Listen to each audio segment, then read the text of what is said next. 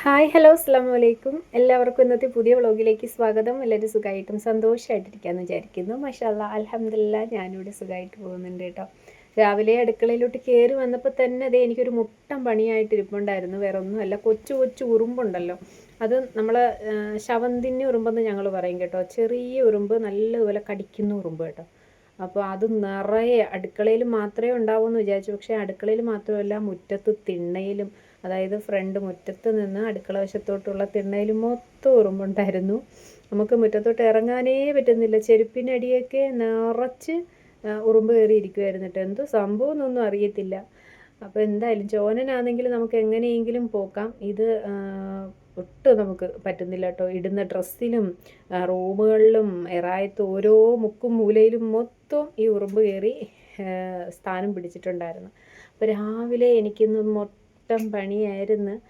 ഞാൻ DDT പൊടി നോക്കി, പക്ഷേ കിട്ടിയില്ല കേട്ടോ.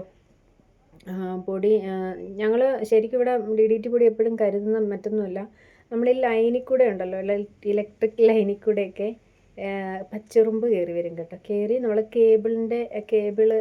കേബിളിൽ കൂടെ വീടിനകത്തോട്ട് കയറും. അങ്ങനെ ഒരു ശല്യം ഉള്ളത് കൊണ്ട് ഇറമ്പൊടി കരുതിയിട്ടുണ്ടായിരുന്നു DDT. അപ്പോൾ അത് തീർന്നു പോയി. പിന്നെ എനിക്ക് അപ്പുറത്തൊരു അമ്മൂമ്മ പറഞ്ഞു തന്നൊരു ടിപ്പായിട്ട് കുറച്ച് മഞ്ഞൾ പൊടി ഇങ്ങനെ ഉറുമ്പിൻ്റെ ഭാഗത്തോട്ട് ഇങ്ങനെ ഒന്ന് ചെതറി കൊടുത്താൽ മതി. അപ്പോഴത്തേക്കും എറമ്പ് ഒന്നി ചത്തു പോകില്ല എന്നുണ്ടെങ്കിൽ പെട്ടെന്ന് തന്നെ പൊക്കോളും. അങ്ങനെ ഇന്ന് രാവിലെ മൊത്തം ഇതായിരുന്നു. കുറേ ഞാൻ തൂത്തുവാരി കരിച്ചു കേട്ടോ, പേപ്പറൊക്കെ വെച്ച് കരിച്ചു. പക്ഷെ ഒരു രക്ഷയില്ലായിരുന്നു. പിന്നെ കുറച്ച് മഞ്ഞളൊക്കെ ഇട്ട് കൊടുത്തു. കുറേയൊക്കെ പോയിട്ടുണ്ട്, വീണ്ടും കുറേ ഉണ്ട് കേട്ടോ. അങ്ങനെ രാവിലെ എൻ്റെ കുറേ ടൈം അങ്ങനെ വേസ്റ്റായി പോയിട്ടുണ്ടായിരുന്നു. ഇത് ഇന്നലത്തെ വ്ളോഗാണ്. വീഡിയോ ഇഷ്ടപ്പെട്ട ലൈക്ക് ചെയ്യാൻ മറക്കരുത്. ആദ്യമായി നമ്മുടെ ചാനൽ കാണുന്നവർ ആരെങ്കിലും ഉണ്ടെങ്കിൽ ചാനലൊന്ന് സബ്സ്ക്രൈബ് ചെയ്യുക കേട്ടോ. അങ്ങനെ ഇന്ന് ഇച്ചിരി വെട്ടമൊക്കെ വീണിട്ടുണ്ട്. രാവിലെ കഴിക്കാൻ വേണ്ടിയിട്ട് ഇഡ്ഡലിയാണ്. ഇതെല്ലാം ഈ എറമ്പിനെ പായിക്കുന്ന സമയം കൊണ്ട് എനിക്ക് എൻ്റെ ജോലികളെല്ലാം ഒരുവിധം ഒതുക്കിയെടുക്കാമായിരുന്നു കേട്ടോ.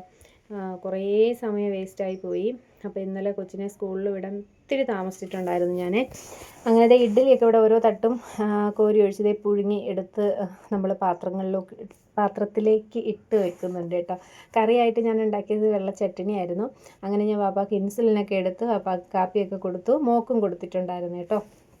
മോക്കും കാപ്പിയൊക്കെ കൊടുത്തിട്ടുണ്ട്. അപ്പോൾ കണ്ടില്ലേ, ഇന്ന് ഇച്ചിരി മഴയൊന്ന് മാറി നിൽപ്പുണ്ട്. മഴക്കോളുണ്ട് കേട്ടോ, ഇല്ലയെന്ന് പറയുന്നില്ല. എന്നാലും ഇച്ചിരി വെട്ടം വീണ് കിടക്കുവാണ്. വലിയ വെയിലൊന്നും അല്ല, വെയിലല്ല, ഒരു എന്താ പറയേണ്ടത്, ഇച്ചിരി വെട്ടമുണ്ട്. അപ്പം ഞാൻ പെട്ടെന്ന് തന്നെ ഇനിയിപ്പം മുറ്റം അങ്ങ് ഈ ഫ്രണ്ട് ഭാഗം മാത്രം അങ്ങ് അടിക്കാമെന്ന് വിചാരിച്ചു. പുഴു ഭയങ്കര ശല്യം കേട്ടോ.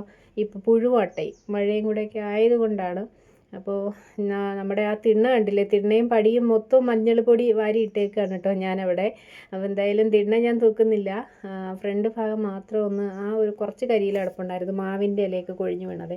അതൊക്കെ ഒന്ന് അടിച്ചു വാരി അങ്ങ് കളയാമെന്ന് വിചാരിച്ചു. വീണ്ടും മഴ പെയ്ത് കഴിഞ്ഞാൽ അതവിടെ കിടന്നിങ്ങനെ തുളിഞ്ഞ് നാശമാവും. അതുകൊണ്ട് അവിടെയൊക്കെ അങ്ങ് തൂത്തുവാരി എടുക്കുകയാണ് കേട്ടോ. ഇന്നലത്തെ ദിവസം ആകെ ഒരു ഇതായിരുന്നു, ഒരു എന്താ പറയേണ്ടത്, ഭയങ്കര നെഗറ്റീവായിരുന്നു കേട്ടോ. അനിയത്തിക്ക് ചെറിയൊരു ഹോസ്പിറ്റൽ കാര്യങ്ങളും ഒക്കെ വന്നിട്ടുണ്ടായിരുന്നു ഇതിനിടയ്ക്ക്. അതൊക്കെ നമുക്ക് വഴിയെ വീഡിയോയിൽ ഞാൻ കാണിക്കാം കേട്ടോ.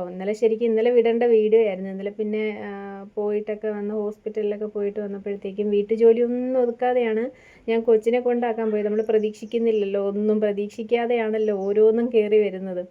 ഓരോന്നും എന്താ പറയേണ്ടത്, ഓരോ ബലായും കയറി വരുന്നത് നമ്മൾ പ്രതീക്ഷിക്കാതെയാണ്. അപ്പോൾ എന്തായാലും ഞാൻ മുറ്റമൊക്കെ അടിച്ച് അതേ ആ ഉള്ള വെട്ടത്തിൽ ഈ തുണികളൊക്കെ 2-3 ദിവസം മുന്നേ ഞാൻ കഴുകിയിട്ട തുണികളാണ്, ഇതുവരെ ഉണങ്ങി കിട്ടിയിട്ടില്ല. ഞാൻ പറക്കിക്കൊണ്ടങ്ങ് മാറ്റിയതുമില്ല കേട്ടോ. എന്തായാലും മഴയാണ്. അപ്പോൾ അത് ഇന്ന് വെച്ച് വെട്ടം ഉള്ളത് കൊണ്ട് ഞാനിങ്ങനെ മടക്കി ഇടും കേട്ടോ രാത്രി. എന്താണെന്ന് വെച്ച് കഴിഞ്ഞാൽ പട്ടി, ഞാൻ പറഞ്ഞിട്ടില്ലേ, പട്ടി എടുത്തുകൊണ്ട് പോകും. അങ്ങനെ എത്തിപ്പിടിക്കാൻ പാകത്തിനാണെങ്കിൽ പട്ടി എടുത്തുകൊണ്ട് പോകും. അതുകൊണ്ട് ഞാൻ രാത്രി ആകുമ്പോഴത്തേക്കും ഇതൊന്ന് മടക്കി അങ്ങ് ഇടും കേട്ടോ. മടക്കിയിട്ട് കഴിഞ്ഞാൽ വലിയ കുഴപ്പമൊന്നുമില്ല. അപ്പോൾ ഇതെല്ലാം ഒന്ന് നൂത്ത് പറക്കിയൊക്കെ ഇട്ട് കൊടുക്കുന്നുണ്ട്. ഉള്ള വെയിലിൽ ഉണങ്ങി കിട്ടുകയാണെങ്കിൽ ഇന്ന് ഞാൻ പറക്കി അങ്ങ് മാറ്റും. അങ്ങനെയൊക്കെയാണ് വിചാരിച്ചിരിക്കുന്നത്. അങ്ങനെ മുറ്റം അടിച്ചു, തുണികളും നേരെ ചൊവ്വേ വിരിച്ചിട്ട് ഞാൻ കയ്യും കാലും കഴുകിയിട്ട് ഇനിയിപ്പോൾ കൊച്ചിനെ കൊണ്ടാക്കാനായിട്ട് പോവുകയാണ് കേട്ടോ. അപ്പോൾ ഇന്ന് അനിയത്തിയും കൂടെ വരും, കാരണം കുറച്ച് സാധനങ്ങളും കൂടെ മേടിക്കാനുണ്ടായിരുന്നേ. അതുകൊണ്ടാണ് ഇന്ന് അവൾ രാവിലെ വരുന്നത്. ഇല്ലെങ്കിൽ ഉച്ചയ്ക്കാണ് എൻ്റെ കൂടെ വരുന്നത്. സാധാരണ മോളെ ഞാൻ വിളിക്കാൻ പോകുമ്പോഴത്തേക്ക് എൻ്റെ കൂടെ ഉച്ചയ്ക്കാട്ടോ വരുന്നത്. ഇന്നിപ്പോൾ രാവിലെ കുറച്ച് സാധനം ഉണ്ടല്ലോ എന്ന് വിചാരിച്ചിട്ട് അവളെയും കൂടെ കൊണ്ടുപോകാനായിട്ട് പോവാണ്. അങ്ങനെ എന്തായാലും ഇനിയിപ്പോൾ അകമൊക്കെ ഒന്ന് വൃത്തിയാക്കാനായിട്ട് പോവാണ് കേട്ടോ. ആ പെരയ്ക്കകമൊക്കെ നമ്മൾ എണീക്കുന്ന സമയത്ത് തന്നെ വൃത്തിയാക്കിയിടും. പിന്നെ ഇന്ന് ഉറുമ്പിൻ്റെ കാര്യം ഞാൻ പറഞ്ഞില്ല, ഈ മഞ്ഞൾപ്പൊടി ഇവിടെ നിന്ന് എടുത്ത് മാറ്റിയില്ല കേട്ടോ, ടേബിളിൽ തന്നെ ഇരിക്കുകയാണ്. റൂമിൻ്റെ ഓരോ ഭാഗങ്ങളിലും ഉറുമ്പുണ്ടായിരുന്നു കേട്ടോ. അങ്ങനെ എന്തായാലും മഞ്ഞൾ പൊടിയൊക്കെ ഇട്ടതിൻ്റെ മഞ്ഞളാണ് ഇവിടെ തന്നെ ഇരിക്കുന്നത് കേട്ടോ. ഇനിയിപ്പോൾ എറായി മാത്രം ഒന്ന് അടിച്ചു വരാനേ ഉണ്ടായിരുന്നുള്ളൂ. രണ്ട് റൂമും ഞാനങ്ങ് വൃത്തിയാക്കി ഇട്ടിട്ട് നേരെ വന്ന് പാത്രമൊക്കെ കഴുകാണ് കേട്ടോ. അപ്പോൾ കുറച്ച് പാത്രങ്ങളെല്ലാം ഉണ്ട്. ഇന്നിപ്പം കഴുകാനായിട്ട് വിട്ടുപോയിട്ടുണ്ടായിരുന്നു. ഞാൻ പറഞ്ഞില്ലേ, ആകപ്പാടെ ഒരു അൽക്കുലത്ത് ദിവസം ആയതുകൊണ്ട് തന്നെ ഞാനല്ലെങ്കിൽ ചായ ഇടുന്ന പാത്രങ്ങളോ കാപ്പി കഴിക്കുന്ന പാത്രങ്ങളോ അപ്പോഴേ അങ്ങ് കഴുകി മാറ്റും കേട്ടോ. ഇതുപോലെ അങ്ങ് കൂട്ടി വെക്കാറൊന്നുമില്ല. ഇതിപ്പോൾ അങ്ങ് കൂടിപ്പോയി. ഞാൻ എന്തായാലും ഇതൊക്കെ ഒന്ന് കഴുകി വെച്ചിട്ട് വേണം കൊച്ചിനെ കൊണ്ടാക്കാനായിട്ട്. വേറെ ഒന്നും ഞാൻ ചെയ്യുന്നില്ല. അങ്ങനെ പാത്രങ്ങളെല്ലാം കഴുകി മാറ്റുന്നുണ്ട്. ഇനിയിപ്പോൾ അടുപ്പിൻ്റെ ആ ഒരു സ്ലാബ് ഉണ്ടല്ലോ, ഇതിന് പുറത്തെല്ലാം ഞാൻ കണ്ടില്ലേ മഞ്ഞൾപ്പൊടി വിതറി ഇട്ടേക്കുവാണ്. ഇത് തന്നെ ഇനി കഴുകിയെടുക്കാൻ ഒരു മുട്ടം പണിയാണ് കേട്ടോ. എന്നാലും കഴുകിയല്ലേ പറ്റത്തുള്ളൂ. അങ്ങനെ എന്തായാലും എൻ്റെ പാത്രങ്ങളെല്ലാം ഞാൻ ക്ലീൻ ചെയ്ത് വെക്കുന്നുണ്ട്. ഇനി അകമൊക്കെ ഞാനൊന്ന് തുടച്ചിട്ടുണ്ട്. ആ മഞ്ഞൾപ്പൊടി ചവിട്ടി എൻ്റെ കൊച്ച് നമ്മൾ കിടക്കുന്ന മെത്തയിലും ഒക്കെ കൊണ്ട് ചവിട്ടി തേച്ചിട്ടുണ്ടായിരുന്നു കേട്ടോ.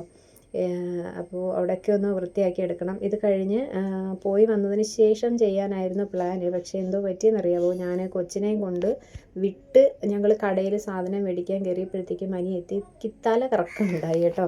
തല കറങ്ങി പുള്ളി ഇങ്ങനെ, ഞാൻ ചേച്ചിയോട് സംസാരിച്ചുകൊണ്ട് നിൽക്കുമായിരുന്നു. അപ്പോഴത്തേക്കും പുള്ളി ഇങ്ങനെ പോയി ഇരുന്നു. കുറച്ച് കയറുണ്ടല്ലോ, പ്ലാസ്റ്റിക് കയർ ഇങ്ങനെ കെട്ടി വെച്ചിട്ടുണ്ടായിരുന്നു. പുള്ളി പോയി ഇരുന്നു. അപ്പോൾ എനിക്ക് തോന്നി പോയിരിക്കുന്നത് കാല് കഴിച്ചിട്ട് പോയി ഇരുന്നതാണെന്ന് ഞാൻ വിചാരിച്ചു. പക്ഷെ അങ്ങനെയല്ല, പുള്ളിക്കാരിക്ക് നല്ല തലകറക്കം വന്ന് ശരീരം ഇങ്ങനെ തളർന്നു പോകത്തില്ല. ആ ഒരവസ്ഥ വന്നപ്പോഴാണ് പുള്ളി എന്നെ ഇങ്ങനെ വിളിക്കുന്നത്. അപ്പോൾ ഞാൻ ചോദിക്കുമ്പോൾ എൻ്റെ ഇങ്ങനെ കാണിച്ചു തന്നിട്ട് ഇനി ഇങ്ങനെ തലകറങ്ങുന്നത് പോലെ. അങ്ങനെ പെട്ടെന്ന് പോയി നോക്കിയപ്പോഴത്തേക്കും എനിക്ക് തോന്നി BP കുറവായിരിക്കും കേട്ടോ. ചേച്ചി അപ്പോഴേ തന്നെ പോയി, കടയിൽ ചേച്ചി പോയി കുറച്ച് നാരങ്ങയുള്ള ഉപ്പിട്ടൊക്കെ കൊടുത്തു. കുഴപ്പമില്ല, പിന്നെ അങ്ങ് ഓക്കെ ആയി. എന്നാലും പിന്നെ ഹോസ്പിറ്റലിൽ കാണിച്ചു കേട്ടോ. അവൾക്ക് ആദ്യമായിട്ട് അങ്ങനെ വരുന്നത്. അങ്ങനെ കൊണ്ട് കാണിച്ചപ്പോഴത്തേക്കും ബ്ലഡ് കുറവാണ് കേട്ടോ, അയൺ നല്ലതുപോലെ കുറവുണ്ട്, അതിൻ്റേതായിരുന്നു. അങ്ങനെ എന്തായാലും അയൺ ടാബ്ലറ്റ് തന്നു, ഒരു ഇഞ്ചക്ഷനൊക്കെ എടുത്ത് ആളിനെ തിരികെ കൊണ്ടുവന്നു. അപ്പോഴത്തേക്കും ഒരുപാട് സമയം അങ്ങ് പോയിട്ടുണ്ടായിരുന്നു.